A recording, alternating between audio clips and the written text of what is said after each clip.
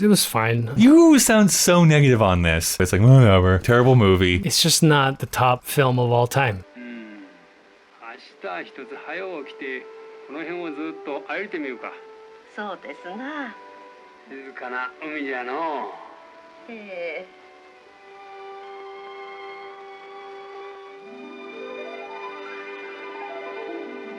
Welcome everyone to Colin Dave versus the Machine video edition. I mean, shit. This is right into it. We do not have the time to dilly-dally. So busy. We have so many things to do. We're doing stuff. We're snapping and we're cracking, we're popping and we're locking. We're serial now. And now, Dave, you can do your B-boy impression. B-boy? Yeah, you can do your dance thing, the worm. What does that have to do? Popping and locking, Dave. Keep up. Oh, pop Come and on, lock. keep up. I made a cereal joke because you went snap, crackle, and pop. Isn't that a streaming service too? It was. Probably is. I don't know if they're still around. Okay. Somebody bought them. We're talking about Tokyo Story here this week. You can listen to our full conversation wherever you get podcasts. Currently talking about some of the Letterboxd top 250. This one is rated as the 40th best film of all time. Dave, what did you think? It was fine. I don't know. It was kind of boring. You sound so negative on this, and yet you still enjoy it. But it's like, whatever. Terrible movie. No, it's not a Loved terrible it. movie.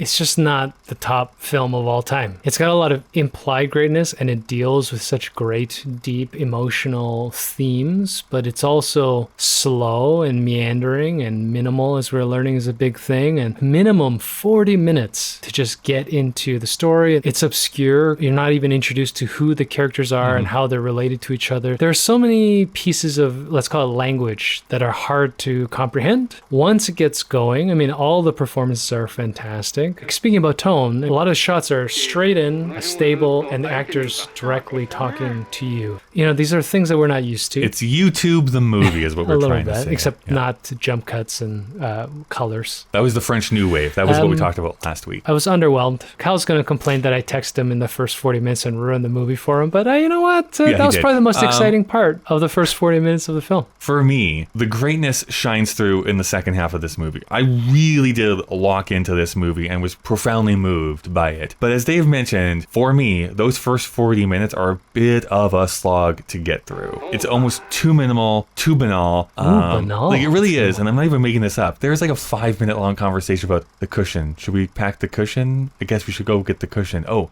I found the cushion. Where was the cushion? Oh, the cushion was... I don't care. I don't care about any of that stuff. Whereas a movie that is just as deliberate and slow moving, that we brought up a couple times, Yee, which is definitely influenced by this movie, is able to bring me into that story, and I think has a family that is more interesting to watch them go through a week of their life than what this film felt like in the first 40 minutes. But then it goes into stuff about like death and caring for the older generation, how they interact with the younger generations, what we're allowed to say to people in our family and not say to our family. All that stuff worked for me. Families are messy. I think there's some universal truths and some universal messages that this film is able to communicate. It really moved me, and I found profound. And I joke, I am convinced that within 10 years, this will probably be now like one of my favorite movies of all time. But kind of like Dave, was a bit underwhelmed because it was such a hurdle for me to get through that first 40 minutes. So blame Dave. It's Dave's fault. It's always my fault. One thing I can say, other than Ozu is most likely a war criminal, is that I do love his shots. I like his compositions. Yes, it's minimal. Yes, it's just static shots, but they kind of work for the movie that he's trying to do here. So I don't know. Most of these frames literally could be a painting or a picture I could put up on my wall and they'd be beautiful. For the super fans of this film, and apparently there are many, as Kyle brought up in our full-length episode, audio only,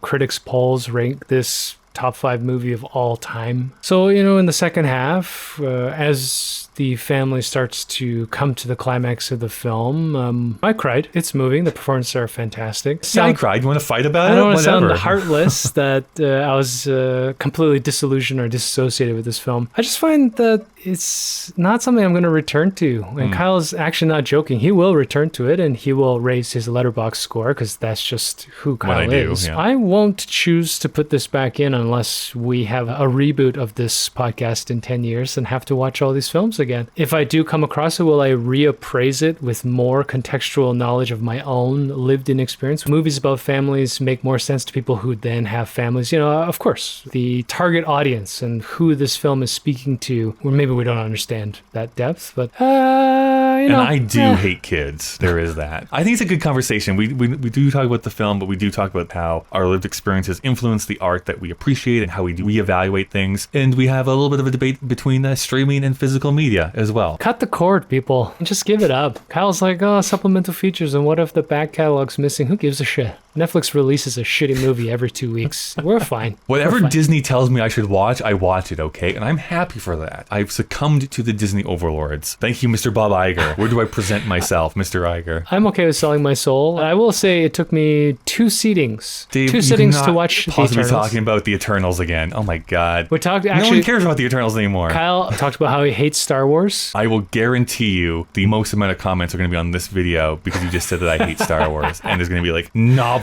written underneath it. How can you dare say that you hate Star Wars? I don't hate Star Wars. I just don't love Star Wars. If you don't okay? love Star There's a Wars, that difference. means you hate Star Wars. Well, you can listen to our full podcast anywhere you get podcasts. Back again, of course, next week as we jump into our first film from 1982. We've arrived. Man, I'm getting behind on these things so soon. All right. Bye. 思いがけの温泉へも入らしてもろうて。ああ思わん散財かけたのう。